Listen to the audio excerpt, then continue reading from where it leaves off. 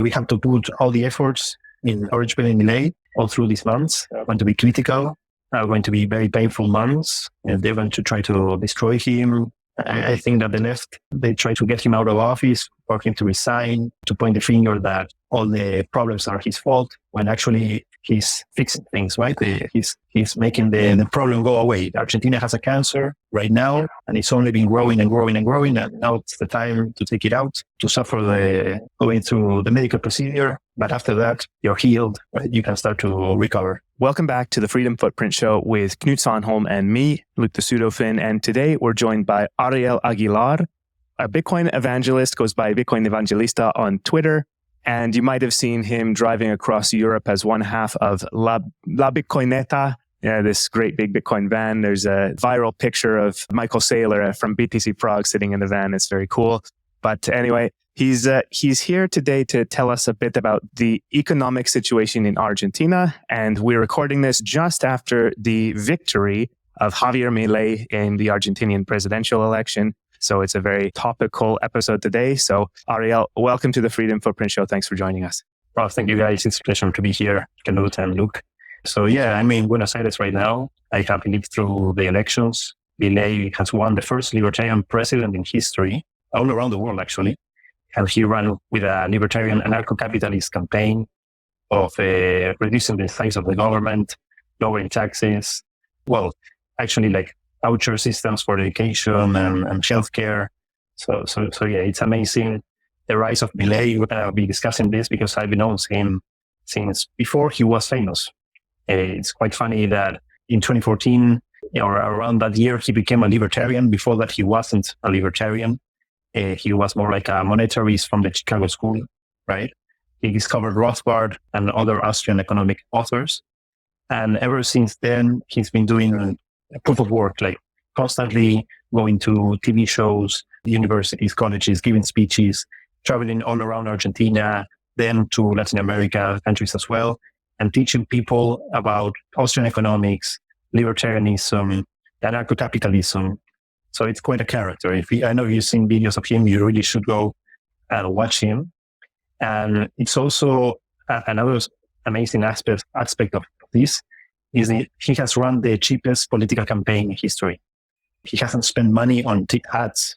The position he had worked in government. He was Minister of Economics and used a lot of state resources to put billboards all around to have the government employees pushing the official candidate.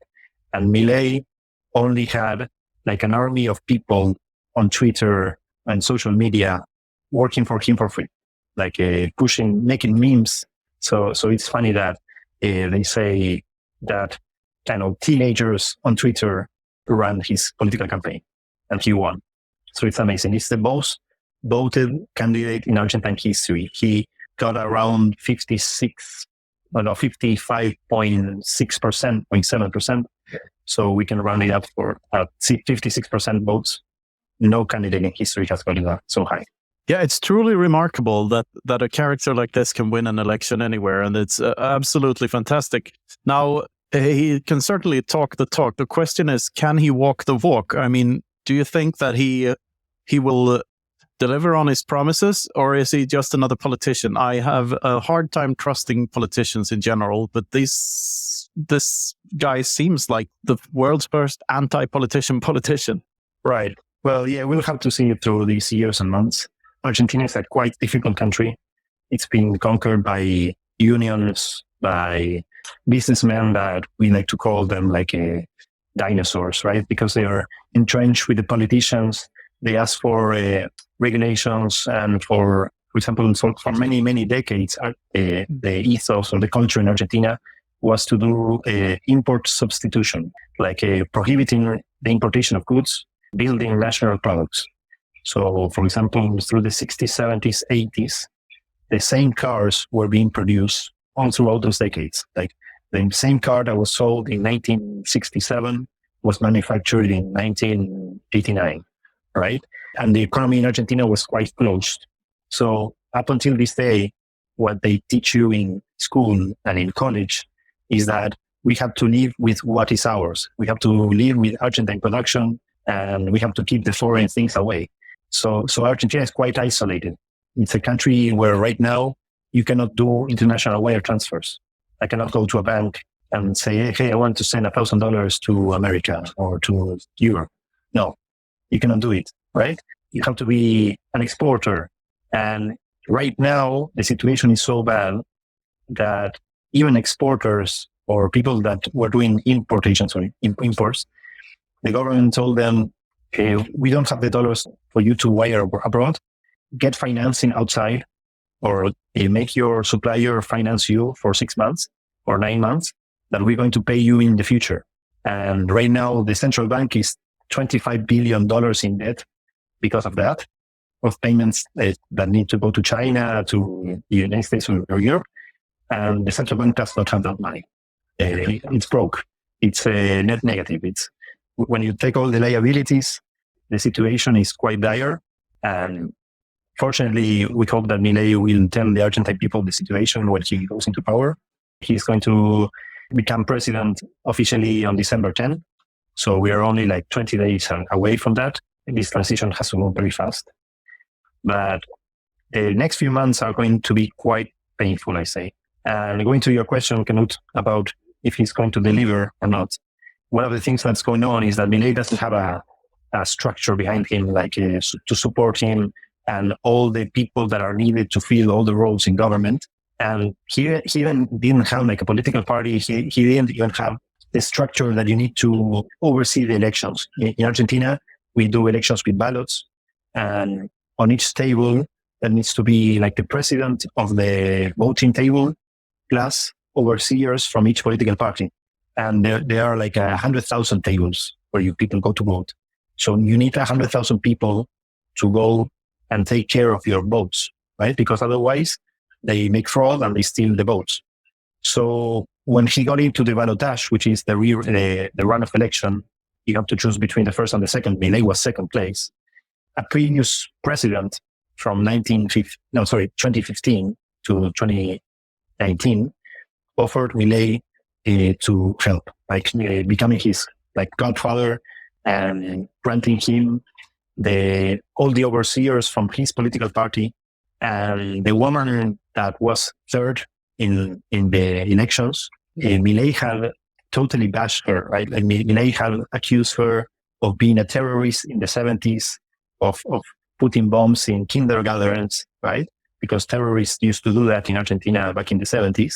And even though Milei was, so strong against her, she chose to help him anyways.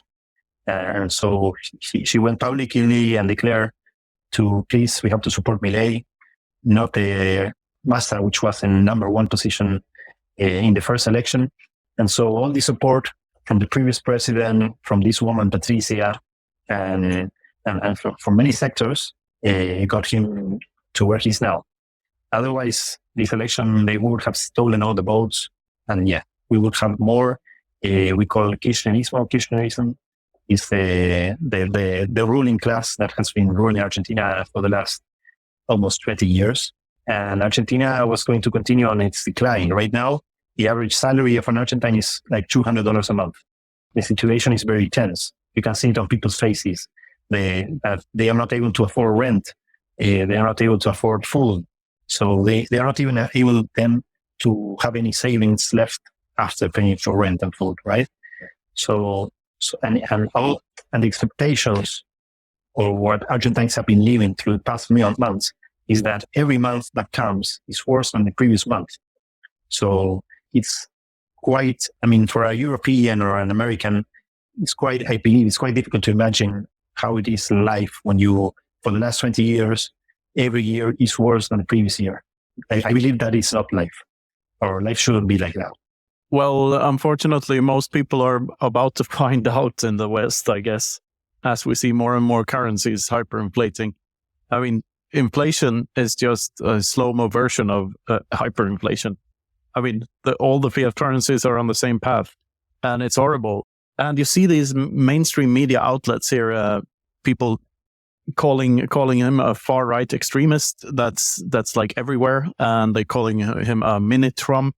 They're calling him an anti-abortionist. They're calling him a climate denier, all of these things. And none of them seem to focus on what's actually the pain in Argentina, which is the inflating currency, hyperinflating currency. Like, these people are this is not a game. They're losing their livelihoods fast. And as you say, every month is worse. But, mainstream media gets it wrong always. But in this case, it's just borderlining vulgar to see them call him names when, like, no wonder he gets 56%, because people are very tired of the of socialism, I guess, in the country. Of course. I mean, the young people that were born in the year 2000, 2003, they haven't experienced anything but inflation all throughout their lives. Argentina only had price stability from the year 92 till the end of 2001.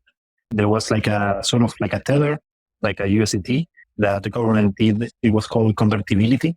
What it meant was that in order to print a peso, the government had to have savings of $1, either in dollars or bonds of the United States, in the central bank, right? And that allowed the government to print 1 peso. I should have one of those bills here. I like to always carry all bills of Argentina in my pocket, because we destroyed 5 different currencies so far. And when we did this one, which is peso convertible, which says there convertible, this was the only time that we had a stability in Argentina. In total, we've taken out 13 zeros out of all the 5 different currencies. The history is a monetary disaster. I mean, the first time we killed a currency was in 1970, and we took out 2 zeros out of that, and it became this one, which is called peso ley. This one lasted 13 years until 1983, and we took out 4 zeros out of this one. So there were bills of 1 million pesos with this guy, and we took out 4 zeros, so 10,000 of these became 1 peso Argentino, an Argentine peso, and this one we destroyed in 2 years, from 83 to 85. So the whole country had to change currencies, and for only 2 years of life. And then when I was born, they launched this one, which was called the Austral. And at the beginning, it was worth more than $1. So 83 cents of this got you $1. And 7 years later, you needed 10,000 Australs to get the same dollar. And when that the exchange rate got to 10,000 to 1, that's when they launched the convertible, the tenor, right? This one suddenly exploded at the end of 2001. And right now, I think I have one of these here. Let me see. $1 is 1,000, right? And the highest denomination bill currently, I don't have it here, is 2,000 pesos. So the biggest that you can pay is $2. That's it, right? So people have to carry a stash of cash in order to pay things with cash. It's a disaster. The government does not want to recognize inflation, and that's the reason why they don't print 10,000 peso, 20,000, 50,000 peso notes, which would be required to make easier payments, right? And now we're in a position where we could take out 3 more zeros. So we can take this 1,000, take out 3 zeros, become the new 1. But Milei is running on a campaign of dollarization. He believes that in order to prevent future governments returning to this money printing and debasement of the currency, he believes that we have proven ourselves to be unsuitable to have our own currency. It's only like a money theft machine, the Central Bank of Argentina. It's funny that when you enter the door of the central bank, there used to be a big phrase on the top of the central bank that said that this institution is here to protect the savings of the Argentine people, right? And all it has done all throughout the years since 1935 was to destroy value, to create poverty, and to distribute the wealth from the poor to the people at the top, right? So Milei wants to end that. He pushes for dollarization. So some Bitcoiners will say, oh, he's a shitcoiner, right? But the thing is, in a certain way, Argentinians have a lot of savings in dollars. There are some calculations that estimate that Argentina is the 3rd largest holder of cash, US dollars in the world. So there's like United States. I don't remember who was number 2nd, if it was Mexico or if it was Russia, I don't know which country it was. But Argentina comes in 3rd in cash holdings, and people are holding that in the mattress, under the mattress, only in the black, right? non-declared dollars. It should be a number upwards of $200 billion in cash hidden. So on one side, Milei is counting on that money coming out and going into the economy. And on the other side, he's also pushing for monetary freedom. And that is where Bitcoin comes in. Because he has given talks to businessmen, and he has said, I do not care what currency you use. You can make contracts if you want in soybeans. If you want, you can do it in barrels of oil. If you want, you can do it in BTUs of energy. Like if you want to settle the prices in BTUs of energy, do that, right? So I believe Bitcoin is going to fall in that. And there are many talks going on around in Twitter you can watch where he explains why Bitcoin, and he defines it as a private money. And in my particular case, I have a history of, meeting Milei quite early on. I have conversations with him on Facebook, right? Where at the beginning he wasn't known, like back in 2014, we became Facebook friends.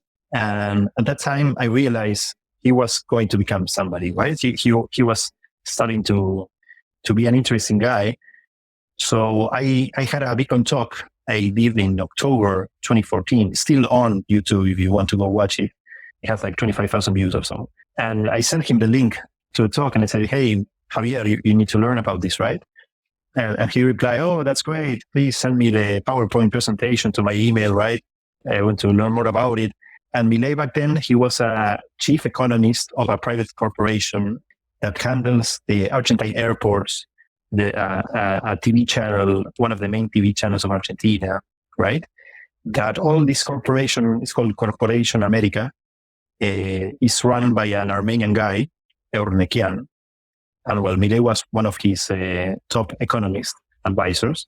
And right at that moment, Milei told me, my boss wants to invest, right?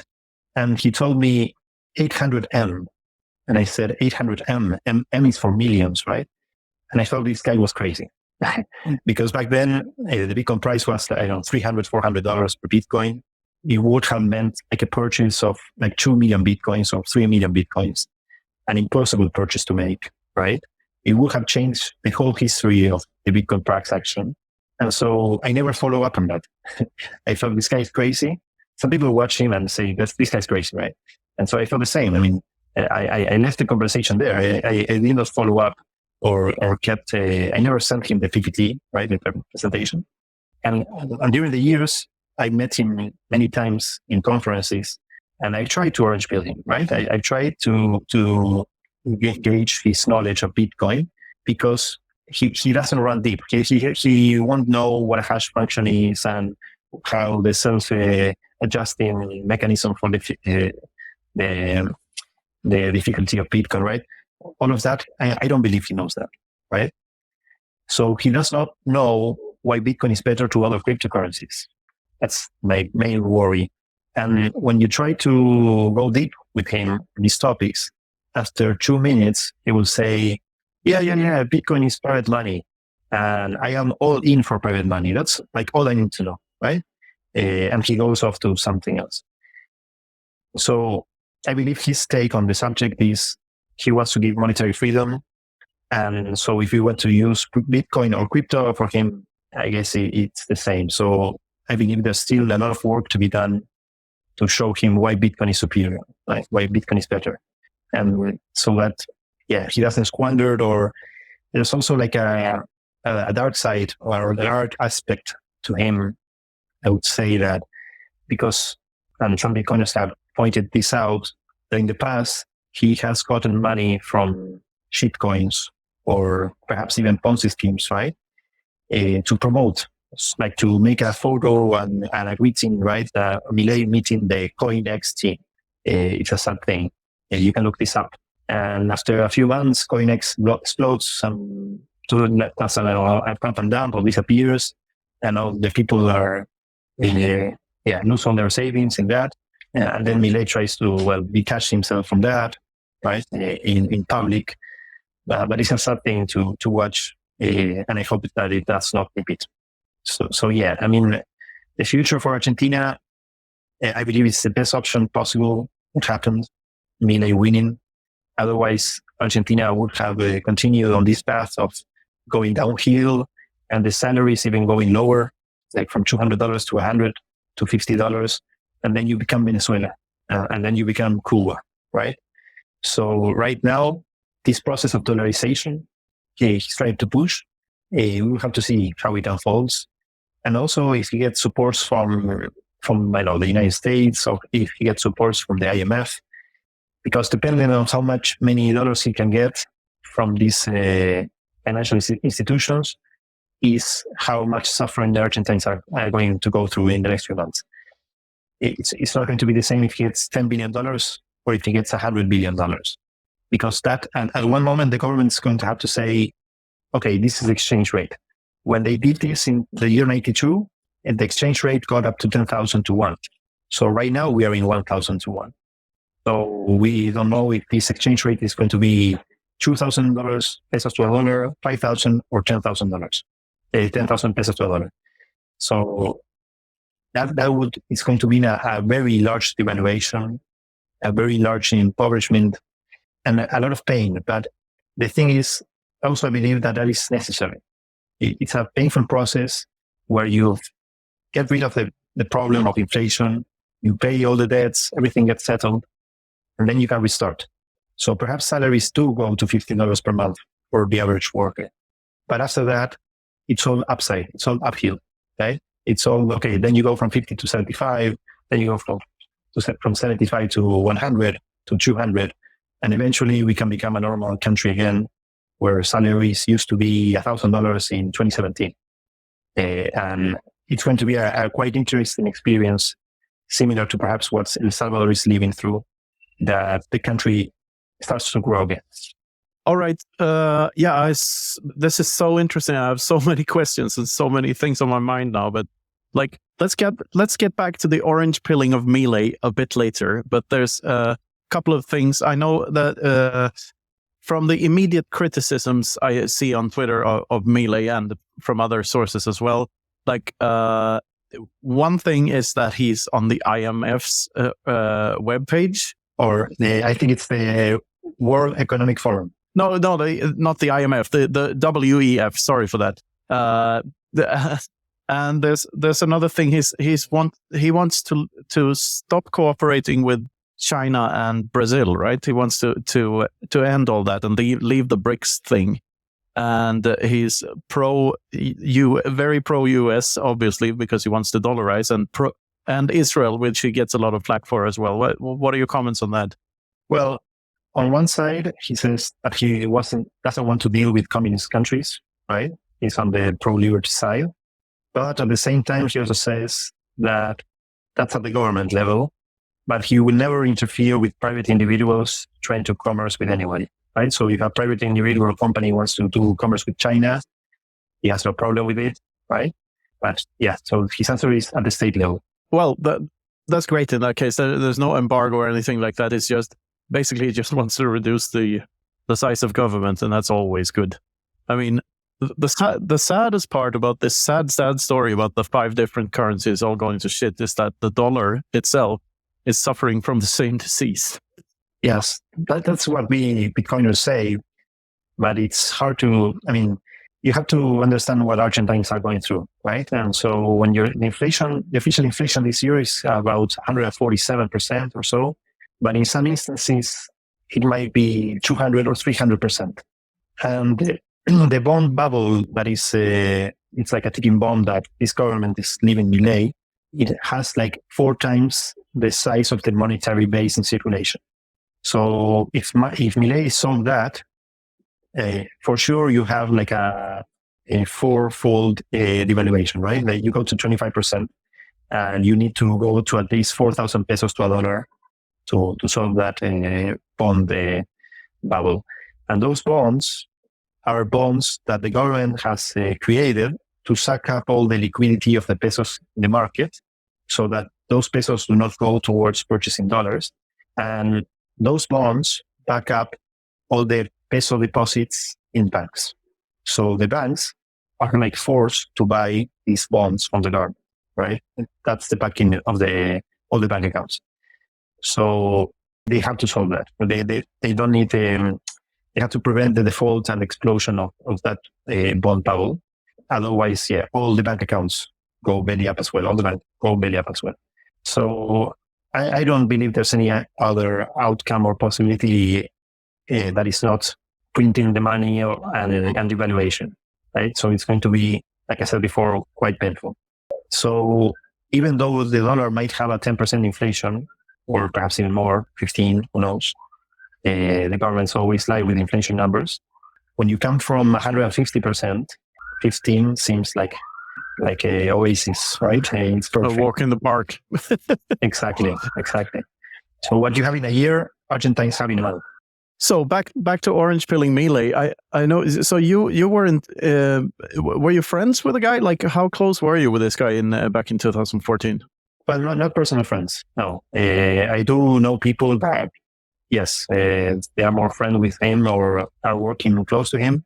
So that's a weird experience to have right now. So many liberals and libertarians in Argentina now are friends with all the guys in power or the people that are going to be in power. So it's an interesting experience.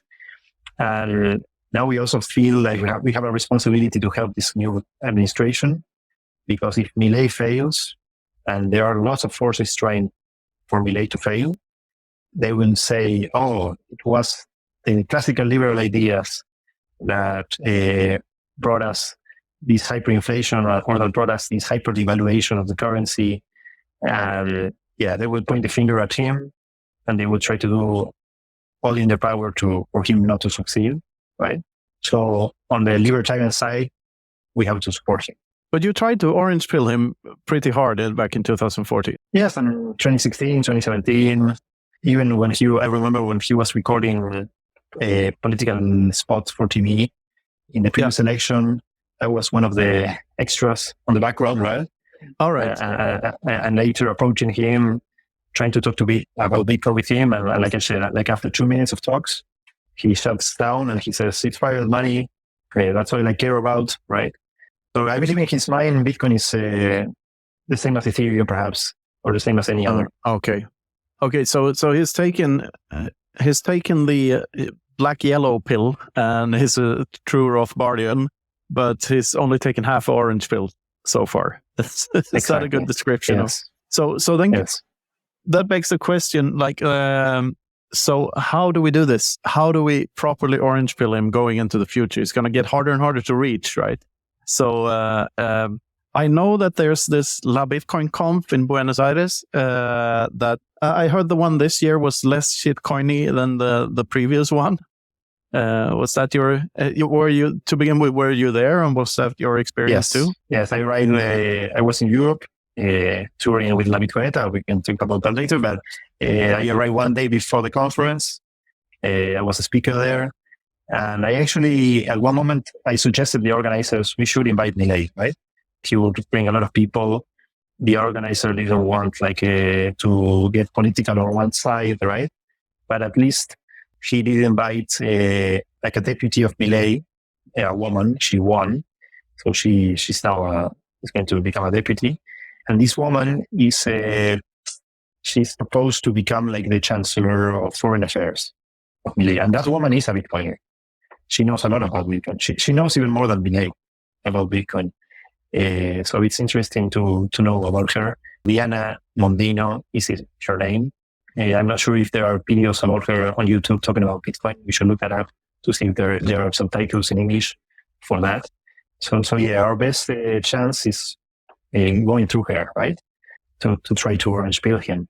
And I also believe there's going to be interest by, the usual orange pillars, right? Like Jan 3, Samson, Mao, Prince Philip, and many other guys that will try. Philip speaks perfect Spanish, so and he's got the gravitas that comes with his title. So that would be a way in. It would be absolutely awesome. So let's make that happen. And if it's not Philip, let it be someone else. Like all the Spanish-speaking Bitcoiners listening to this, I should be one at this point, but I'm not. So, unfortunately, should try to reach Milei somehow and properly orange pill him, because we need this guy on our side, I think. And so is he? How well does he know Bukele in El Salvador? Are they in touch? Like, have they met? Not personally, that I know of. There is a video of Milei talking good things about Bukele or using him as an example when they told Milei, you're going to get in power and you don't have any deputy senators, right? And Milei answers, oh, do you know how many Bukele had when he started? 0, right? So he sees himself as a Bukele in some sort of way. Yeah, I saw that clip. Yeah, and there's been, I've seen in Twitter that El Salvador is going to send over a group of people. I'm not sure if Bukele for himself will be on the inauguration day. I hope he comes. It will be quite interesting to see Bukele, Bolsonaro, that used to be president in Brazil, as well, and many others. So yeah, I mean, we have to put all the efforts in Orange Pill and Milei all through these months. Are going to be critical, are going to be very painful months, and they're going to try to destroy him. I think that the left, they try to get him out of office, for him to resign, to point the finger that all the problems are his fault, when actually he's fixing things, right? He's making the problem go away. Argentina has a cancer right now, and it's only been growing and growing and growing, and now it's the time to take it out, to suffer going through the medical procedure. But after that, you're healed, right? You can start to recover. I will put all my efforts as well. All right. You might have noticed that we've recently partnered with Amber App. After our episode with Izzy, their CEO and our close friend, we knew we would have to partner with them in some way. If you haven't seen our episode with Izzy, definitely go check it out. You'll see why it's such a great fit. And honestly, they're following the orange glowing light like Izzy always says. And that's exactly what we try to do here at the Freedom Footprint Show. The big news about Amber App is that on Jan 3, 2024, they're going to be launching their version 2.0. I've seen some of the screenshots and it looks fantastic. They're going to be including a non-custodial on-chain wallet, an anonymous Lightning wallet, a fiat wallet, and finally, it's going to be an exchange, of course. It's going to be just this super app. They're also going to be launching globally. Everyone's going to be able to use it. We're really excited about all that. Stay tuned with us and you'll hear all about it. And for now, check out their website, amber.app, and the episode with Izzy to find out more. Next up, Wasabi Wallet, the privacy by default, open source, non-custodial Bitcoin wallet with CoinJoin built in. It's the easy to use, comprehensive, affordable way to make your coins private. And the best part is they've been making huge improvements to the app. They're really focusing on the user experience, adding advanced features for power users. They just keep getting better. You send your coins to your Wasabi wallet and they get combined with loads of other coins using the Wabi-Sabi protocol, so they're private on the other end. Your tracks are covered, so you can work on expanding your freedom footprint without worrying about your privacy. So check out wasabiwallet.io and download Wasabi today. Beautiful story and beautiful put, Ariel. So from one thing to another, what can you tell us about this La Bitcoinista? La Bitcoineta, sorry. The Bitcoin van. How is that project going? And where is the van now? Where is it going? Well, I'm going to show you a picture of what the van looks like, right? This is the European Bitcoineta. And it's a project to teach people about Bitcoin, Orange Pill people all throughout Europe. But actually, the idea to do this came from Argentina. This is the first Bitcoineta that is still here in Argentina from 2018, right? We started this project, and this one has traveled through Brazil, Uruguay, Paraguay, Chile, Bolivia, Argentina. And then when Bukele announced Bitcoin in El Salvador, we did this one for El Salvador. This one is in El Zonte, in Bitcoin Beach. Yeah, I recognize it. You been there? Yes. No, I haven't been, but I've seen pictures of it in El Zonte. Right. And last year, this one was launched in South Africa. It's a Toyota Land Cruiser. And our Bitcoineta, we've been traveling through Europe from May 5 till October 27. We've covered more than 20 countries. So we started in Spain, Gibraltar, Portugal. We went all the way to BTC Prague, to Oslo for the Human Rights Foundation conference, all the way to Istanbul in Turkey, and then back, right? Riga, Italy, Switzerland, Germany, the UK for a month we did. So in total, we did more than 40,000 kilometers. That is like saying like 25,000 miles or so. We did I don't have the number here, but I guess 100 meetups, many conferences. And so the idea is to spread the Bitcoin message. We carry books, we carry your books as well, and other books, hardware wallets, and we have a miner, a node. So the idea is to orange pill people, to educate. And for next year, for 2024, we're considering like organizing small conferences all throughout Europe, because when we did the closing of the tour, we did it in Andorra, because when back in May, June, we crossed through Andorra, we met a Bitcoiner. And that guy, he told us, he knew the president, right? Because Andorra is a small country, he knew the president. And I thought, this is a great orange pilling opportunity, right? So I asked him, what about we organize a conference?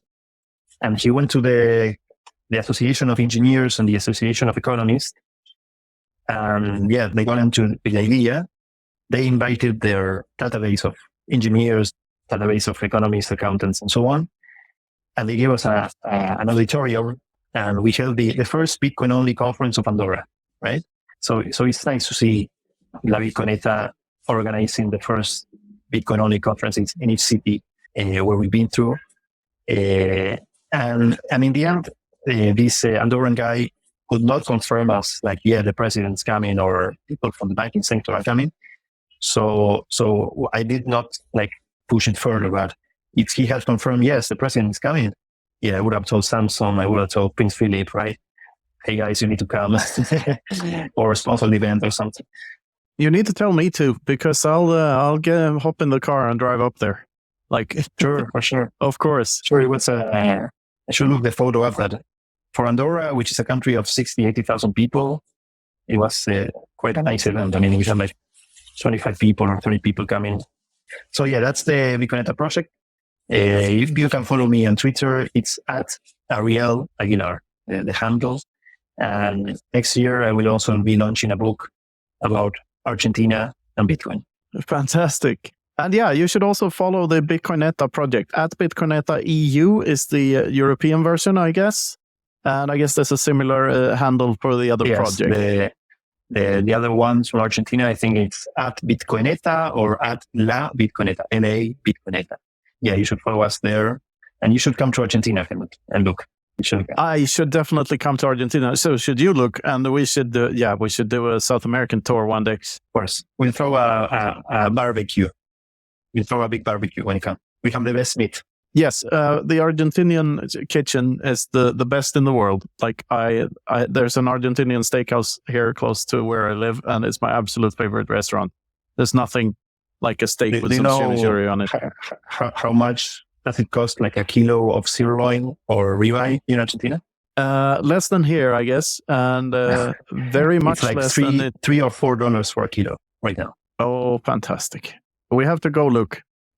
Yes, absolutely agree. Look forward to it. The show is also sponsored by Orange Pill app, the Bitcoin-only social network where you can stack friends who stack sats. You can connect with your favorite Bitcoiners on the app, make local connections, and even connect with Bitcoiners around the world. You can see what's going on in your local area and connect with Bitcoiners around you. I've been to multiple events organized on Orange Pill app, and they brought Bitcoiners together from all over. And now with group chat, it's easier than ever to stay in touch with all of your Bitcoin friends. The best part is that it's high signal. There's no spam on Orange Pill app because everyone pays to be there. So download Orange Pill app on Apple or Android, send me or Knut a DM, and start building your local network of Bitcoiners today. Next up, the Bitcoin Way. Their mission is to onboard, educate, and remove barriers to taking self-custody of your Bitcoin. They cover everything from cold wallets to nodes, no KYC Bitcoin purchases, inheritance planning, payments, and more.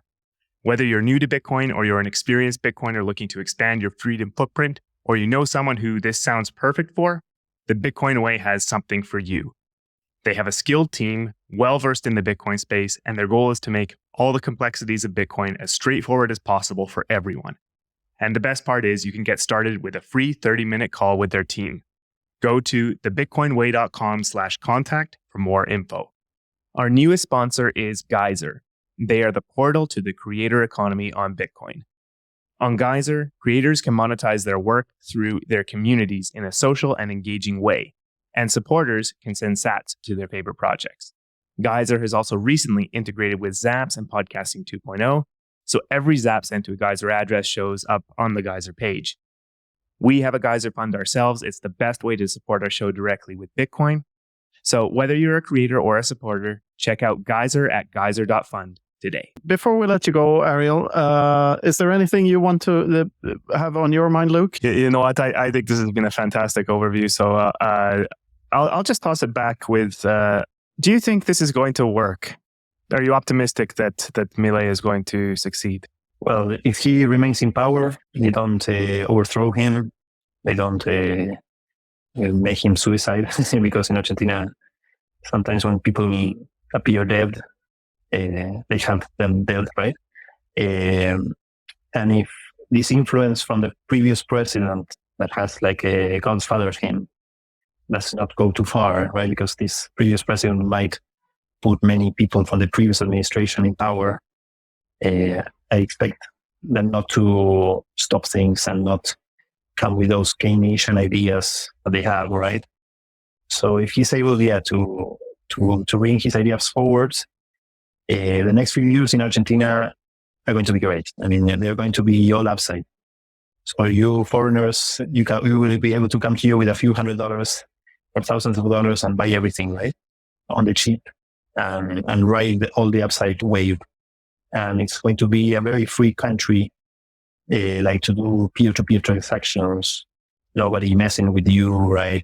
It's going to be a free country. So you're invited to come. Absolutely awesome. And one thing we haven't mentioned, if there's one undeniable fact about Javier Milei, it's that he has the best haircut of any politician ever. Like that haircut is just spectacular. Yeah, for sure. Rockstar. Sideburns for the win. What do you think about Milei's chances? What do you think about Milei's haircut? What do you think about all of this?